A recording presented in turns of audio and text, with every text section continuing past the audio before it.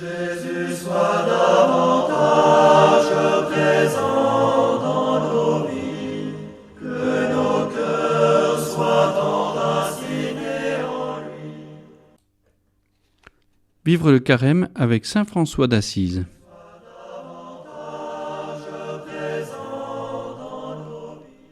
Mardi de la 3e semaine de carême. De l'Évangile selon saint Matthieu. Ainsi, le royaume des cieux est comparable à un roi qui voulut régler ses comptes avec ses serviteurs. Il commençait quand on lui amena quelqu'un qui lui devait 10 000 talents, c'est-à-dire 60 millions de pièces d'argent. Comme cet homme n'avait pas de quoi rembourser, le maître ordonna de le vendre avec sa femme, ses enfants et tous ses biens en remboursement de sa dette. Alors, tombant à ses pieds, le serviteur demeurait prosterné et disait « Prends patience envers moi, je te rembourserai tout. » Saisi de compassion, le maître de ce serviteur le laissa partir et lui remit sa dette. Mais en sortant, ce serviteur trouva un de ses compagnons qui lui devait 100 pièces d'argent. Il se jeta sur lui pour l'étrangler, en disant « Rembourse ta dette !» Ses compagnons, voyant cela, furent profondément attristés et allèrent raconter à leur maître tout ce qui s'était passé. Alors celui-ci le fit appeler et lui dit « Serviteur mauvais, je t'avais remis toute cette dette parce que tu m'avais supplié.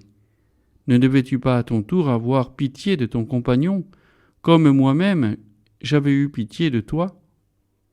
Dans sa colère, son maître le livra au bourreau jusqu'à ce qu'il eût remboursé tout ce qu'il devait. C'est ainsi que mon Père du ciel vous traitera, si chacun de vous ne pardonne pas à son frère de tout son cœur.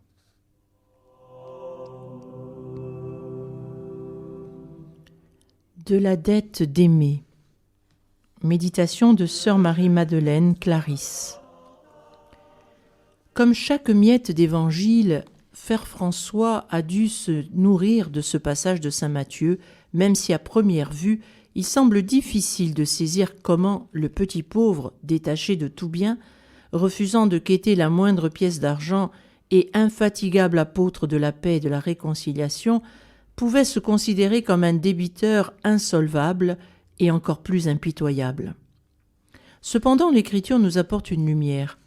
Frère François a reçu d'elle l'appel à s'offrir au nom de la miséricorde de Dieu, en hostie vivante, sainte, agréable à Dieu, en étant soumis à tous et en n'ayant d'autre dette que celle de l'amour mutuel.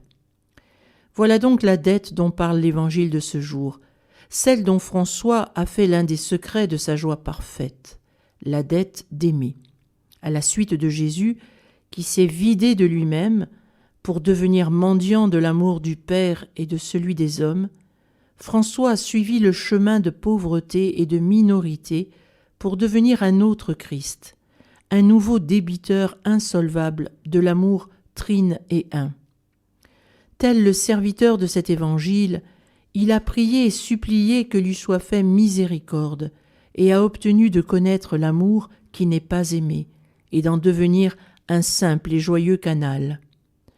Chaque créature lui est alors apparue comme un prochain à qui se donner parfaitement, c'est-à-dire littéralement à pardonner. Les éléments de la création, le froid comme la chaleur, la nuit comme le jour, et même jusqu'à notre sœur la mort, le lépreux qu'il baisera, le sultan qu'il osera rencontrer pacifiquement, et tous les loups de son temps, dont celui de Gubbio est le symbole. Aujourd'hui, François nous propose de goûter à la grâce de Dieu qui transforme toute amertume en douceur, c'est-à-dire toutes nos dettes d'amour, nos séparations, nos deuils, nos conflits et mésententes, nos exils de toute nature, en joie de pouvoir venir puiser à la source de l'amour pour nous-mêmes et pour les autres. Seigneur, donne-nous de tenter de discerner pendant ce carême lequel est mon prochain, pour lequel j'ai la plus grande dette d'amour à remettre ou à combler. Sois davantage présent dans nos vies, que nos cœurs soient enracinés. Prions avec saint François d'Assise. La prière simple. Seigneur, fais de moi un instrument de ta paix. Là où est la haine, que je mette l'amour, là où est l'offense, que je mette le pardon, là où est la discorde, que je mette l'union, là où est l'erreur, que je mette la vérité, là où est le doute, que je mette la foi, là où est le désespoir, que je mette l'espérance, là où sont les ténèbres, que je mette la lumière, là où est la tristesse. que je mette la joie. Ô Seigneur, que je ne cherche pas tant à être consolé qu'à consoler, À être compris qu'à comprendre, à être aimé qu'à aimer. Car c'est en se donnant que l'on reçoit, c'est en oubliant qu'on se retrouve soi-même, c'est en pardonnant que l'on obtient le pardon. c'est en mourant que l'on ressuscite à la vie. Amen. Fais abonder ta grâce. Que Jésus soit dans